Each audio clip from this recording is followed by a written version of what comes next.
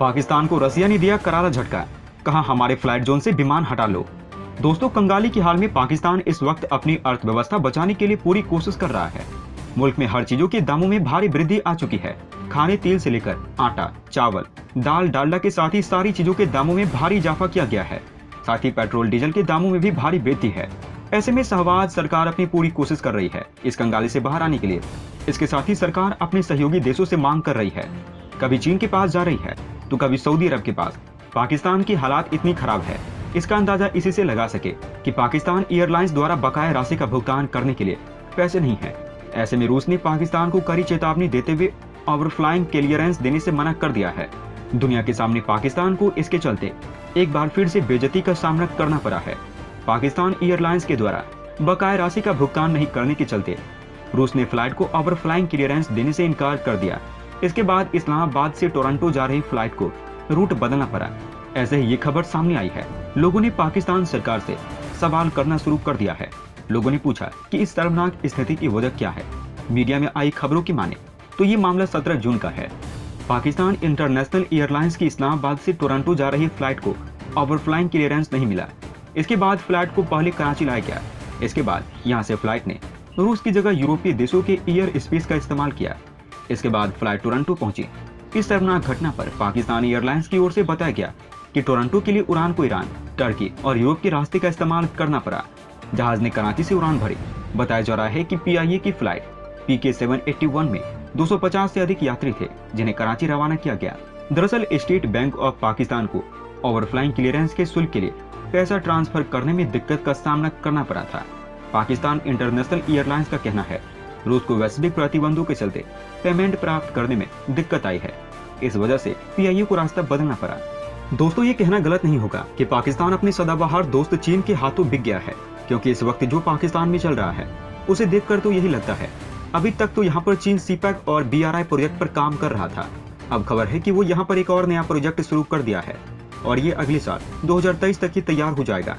खबरों की माने तो कहा यह भी जा रहा है कि पाकिस्तान ने अपनी गिरती अर्थव्यवस्था को बचाने के लिए ग्वादर और बलूचिस्तान को चीन के हाथों गिरवी रख दिया है। अब इसका सबूत भी सामने आने लगा है। मीडिया में आ रही खबरों की माने तो चीन इस वक्त पाकिस्तान के बलूचिस्तान प्रदेश के ग्वादर में इंटरनेशनल एयरपोर्ट बना रहा है और इसका काम 15 सितंबर 2023 तक पूरा भी होने का संभावना है।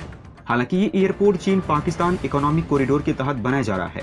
न्यू ग्वादर इंटरनेशनल एयरपोर्ट चीन की रणनीति के हिसाब से बेहद ही अहम है। इस प्रोजेक्ट पर चीन ने 2019 में काम शुरू किया था। यह प्रोजेक्ट पूरी तरीके से चीनी सरकार के द्वारा फंड किया गया है। रिपोर्ट के अनुसार 18 वर्ग किलोमीटर क्षेत्र को कवर करते हुए बना ग्वादर एयरपोर्ट पाकिस्तान का दूसरा सबसे बड़ा हवाई अड्डा होगा। एयरपोर्ट पर 2 रनवे बनाए जा रहे हैं। अब तक प्रोजेक्ट का 40% से अधिक काम पूरा किया जा चुका है और टर्मिनल आकार ले रहा है। नए एयरपोर्ट में मॉडर्न टर्मिनल के साथ ही एक कार्गो टर्मिनल भी होगा, जिसकी शुरुआती क्षमता 30,000 टन सालाना होगी। ग्वादर एयरपोर्ट एयरबेस A380 और बोइंग 747-8 जैसे वाइड बॉडी एयरक्राफ्ट को भी आसानी से संभालेगा। न्यू ग्वादर इंटरनेशनल एयरपोर्ट के कंस्ट्रक्शन का काम चाइना कम्युनिकेशन कंस्ट्रक्शन कंपनी कर रही है और इसके सितंबर 2023 तक पूरा होने की उम्मीद है। दोस्तों, रूस और यूक्रेन के बीच युद्ध को 4 महीने बीत चुके हैं। इतने दिनों में रूस ने यूक्रेन के शहरों में जमकर तबाही मचाई है। इतने दिनों के बाद जहां ये जंग रुकनी चाहिए थी, तो इसके बजाय अब और भी ज्यादा भीषण होती जा रही है।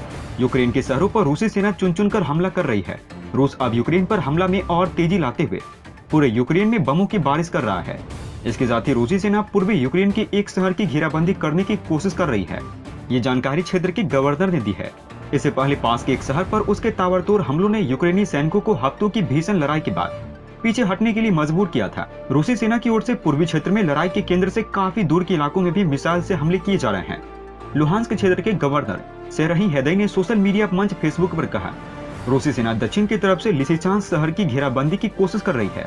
ये शहर लुहांस्क क्षेत्र के प्रशासनिक केंद्र सेवेरोडोनेत्स्क शहर के पास स्थित है, जिसे लगातार रूसी हमलों का सामना करना पड़ रहा है और हफ्तों से यहाँ दोनों पक्षों के बीच छापेमारी युद्ध भी जारी है। हेदई ने शुक्रवार को कहा, यूक्रेनी सेना ने सेवेरोडोनेत्स्क से पीछे हटना शुरू कर दिया है। सैन्य विश्लेषक ओलेग जानादेव ने कहा, कुछ सैनिक लिसिचांस्क की ओर बढ़ रहे थे, लेकिन उस शहर को अलग थलग करने के रूसी कदमों से पीछे हटने वाले सैनिकों को ज्यादा राहत मिलने की उम्मीद नहीं है। सेवेरोडोनेत्स्क शहर पर रूसी सेना की भीषण बमबारी के कारण औद्योगिक शहर के ज्यादातर इलाके तबाह हो चुके हैं। रूसी हमले से पहले शहर की आबादी करीब 10 लाख थी, जो अब घटकर मात्र 10,000 रह गई है।